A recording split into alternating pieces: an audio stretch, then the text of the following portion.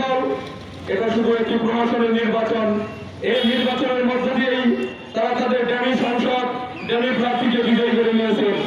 আমরা এদেশের সুরক্ষিত জনগণ তথা বৃহৎ 63টি রাজনৈতিক দল, আমাদের দল গণতন্ত্র মঞ্চের সহ এই সকল দলই এই নির্বাচনকে বর্জন করেছে।